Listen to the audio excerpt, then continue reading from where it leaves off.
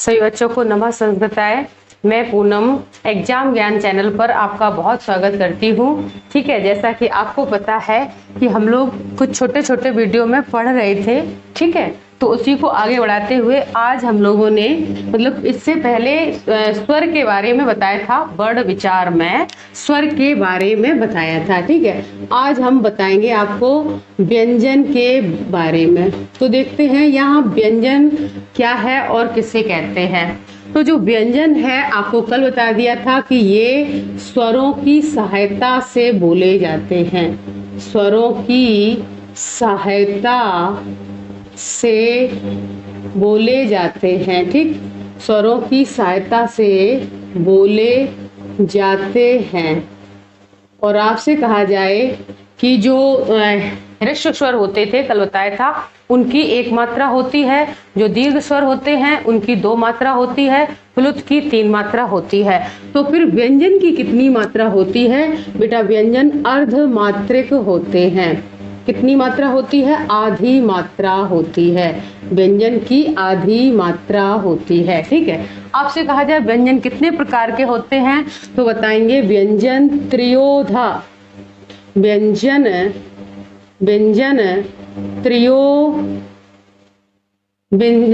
त्रिधा। ठीक है, व्यंजन यहाँ लिखेंगे त्रिधा। व्यंजन त्रिधा अर्थात व्यंजन 3 प्रकार के होते हैं। व्यंजन 3 प्रकार के होते हैं, लेकिन पढ़े 4 प्रकार के जाते हैं। पहला होता है स्पर्श व्यंजन।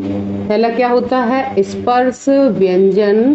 ठीक, दूसरा होता है अंतस्थ व्यंजन और तीसरा होता है ऊष्म व्यंजन। ठीक, तो ये 3 आपको स्पर्श, अंतस्थ, ऊष्म इसमें गिने गए हैं कि व्यंजन त्रिधा। व्यंजन 3 प्रकार के होते हैं, लेकिन अगला जो चौथा होता है अलग से संयुक्त व्यंजन, ये भी पढ़ा जाता है, लेकिन इनके वर्णों को गिना नहीं जाता है।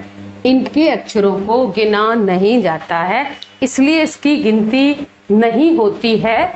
तो इसमें देखेंगे कि जो स्पर्श व्यंजन है, इसको स्पर्श इसलिए कहते हैं कि ये जो अंदर से जो उच्चारित किए जाते हैं तो इनको किसी न किसी उच्चारण स्थान से स्पर्श होके निकलते हैं, इसलिए स्पर्श कहा जाता है। ठीक है, तो आपका इसका सूत्र है कादयो म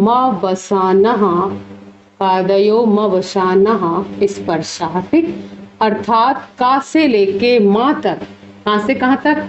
का से माँ तक जो व्यंजन होते हैं उन्हें स्पर्श कहा जाता है।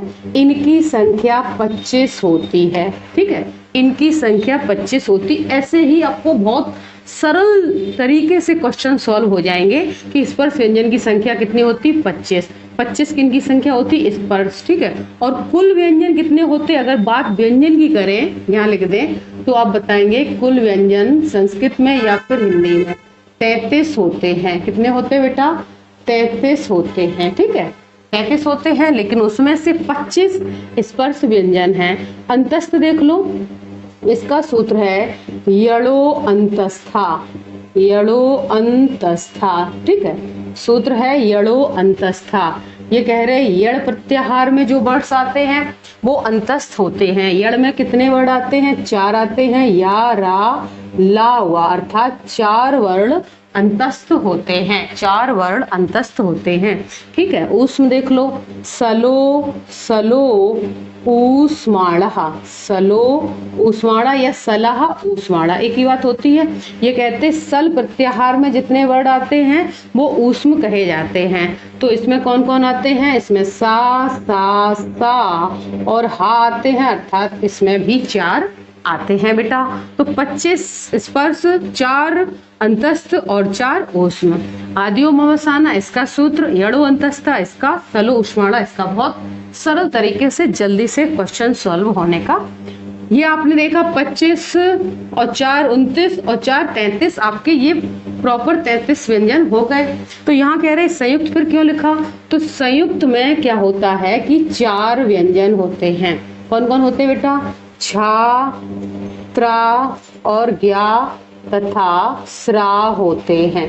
ये 4 व्यंजन संयुक्त में होते हैं।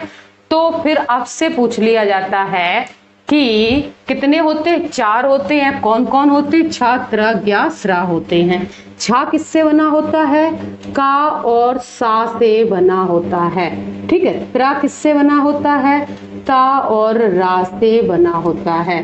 ज्ञा किससे बना होता है? जा और या से बना होता है। स्रा किससे बना होता है? सा और रा से मिलकर बना होता। तो ये कह रहे हैं कि ये इस तरह से बने होते हैं और ये जो बने हुए हैं ये हम ऊपर गिन चुके हैं, इसलिए ये संयुक्त व्यंजन को उसमें इंक्लूड नहीं किया जाता है। इसके अलावा होता है द्वित्व व्यंजन। क्या होता है बेटा? द्वित्व व्यंजन। आपसे पूछा जाए द्वित्व व्यंजन कितने होते हैं? 2 होते हैं। कितने होते हैं द्वित्व व्यंजन? 2 होते हैं। कौन कौन होते हैं? इसमें पहला होता है इस तरह से और इधर यहाँ बिंदु, और अगला होता है इस तरह से यहाँ बिंदु।